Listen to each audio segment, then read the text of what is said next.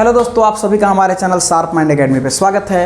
आज हम स्क्वायर के बेहतर कॉन्सेप्ट को यहाँ पे सीखेंगे जो आपके स्पीड को बूस्ट करेगा, खास करके स्पीड अप करने में काम आएगा।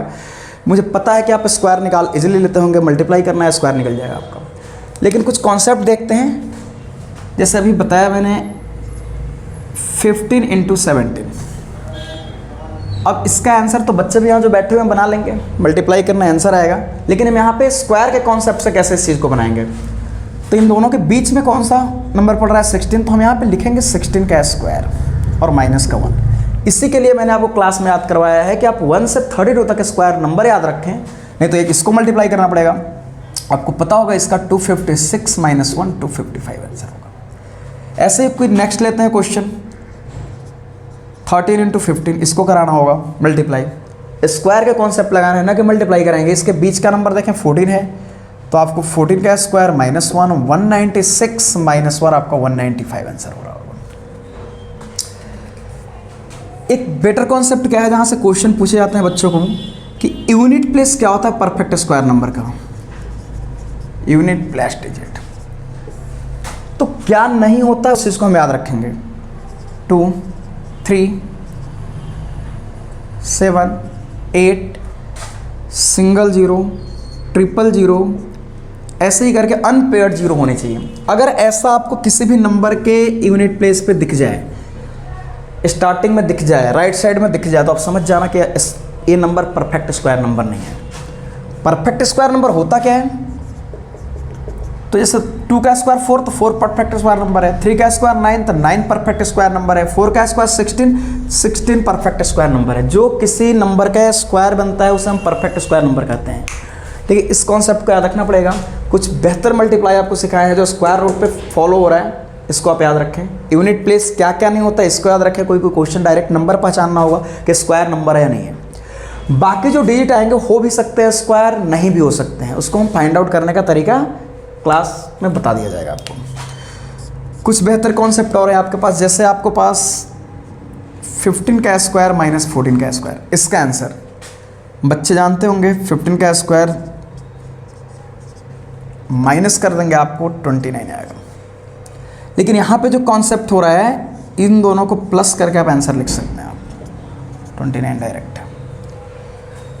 ठीक है, ऐसे ही जैसे 101 का स्क्वायर - 100 का स्क्वायर, अब ये डिफ़िकल्ट हो जाएगा मल्टीप्लाई करना इसके लिए। तो खास करके जैसा मैंने अभी बताया कि आंसर क्या करेंगे, इन दोनों को आप प्लस कर देंगे तो 201 आंसर हो जाएगा इसका। ऐसे बहुत सारे चीज़ें होंगी, खास करके कंजुगेटिव नंबर के स्क्वायर का डिफरेंस अगर निकालना होगा, कंजुगेटिव नंबर है उसके स्क्वायर का डिफरेंस निकालना होगा। इससे रिलेटेड एक बेहतर कॉन्सेप्ट यहाँ पे यही पूछता है आपको कि आपका 12 के स्क्वायर और 13 के स्क्वायर में के बीच में नॉन परफेक्ट स्क्वायर नंबर कितने होंगे, नॉन परफेक्ट स्क्वायर।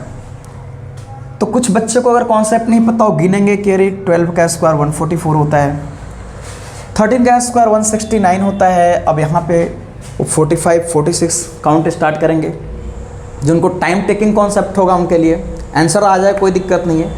तो यहाँ पे कॉन्सेप्ट है कि अगर दो, लेकिन ये ध्यान रखना पड़ेगा कंजुगेटिव नंबर रहेगा आपका, तभी ये कॉन्सेप्ट काम करेगा। 12 के स्क्वायर और 13 के स्क्वायर के बीच में अगर आपको नॉन परफेक्ट स्क्वायर नंबर, खास करके बार बार रिपीट कर रहा हूँ एक word, non perfect square number कितने होंगे, इसके लिए डायरेक्ट हमारा छोटे वाले नंबर को 2 से मल्टीप्लाई करना है। 24 ऐसे नंबर होंगे जो नॉन परफेक्ट स्क्वायर होंगे 12 के स्क्वायर और 13 के स्क्वायर के बीच में।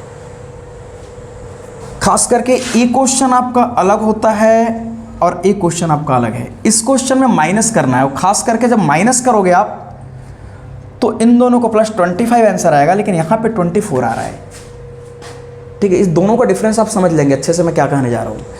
ये आपका अलग क्वेश्चन है, 13 का स्क्वायर - 12 का स्क्वायर। तो आपको मैंने बता दिया, तो स्क्वायर निकाल के माइनस करेंगे, यही आंसर आएगा। 13 + 12 को ऐड करेंगे 25 हो जाएगा। यहाँ पे मैं बताना चाह रहा हूँ आपको कि दो कंजुगेटिव नंबर के स्क्वायर के बीच में कितने नॉन परफेक्ट। तो बार बार यहाँ पे एक कॉन्सेप्ट दे रहा हूँ, कंजुगेटिव नंबर के स्क्वायर के बीच में नॉन परफेक्ट स्क्वायर नंबर क्या होगा। तो कंजुगेटिव नंबर माने पता होगा सभी को कि लगातार नंबर होते हैं, जैसे 12 है का स्क्वायर और 13 का स्क्वायर।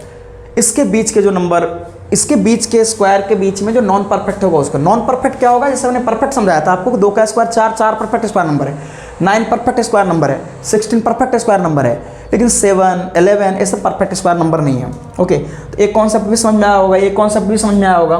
यूनिट प्लेस डिजिट आप बिल्कुल याद रखेंगे। एक कॉन्सेप्ट भी समझ में आया होगा, मल्टीप्लाई आता था आपको, मुझे मैं श्योर हूँ कि मल्टीप्लाई में किसी को प्रॉब्लम नहीं है, लेकिन हम यहाँ पे स्क्वायर रूट के कॉन्सेप्ट से इस आंसर को निकाला हूँ मैं। और कुछ बेहतर कॉन्सेप्ट है हमारे पास कि अगर आपका 1 1 1 का ऐसा का स्क्वायर है, तो जैसा आपको पता होगा 11 का स्क्वायर 1 to 1 होता है। इसको कैसे करते हैं? अगर पेपर में ऐसा आ गया तो बच्चे तो मल्टीप्लाई करते लगेंगे।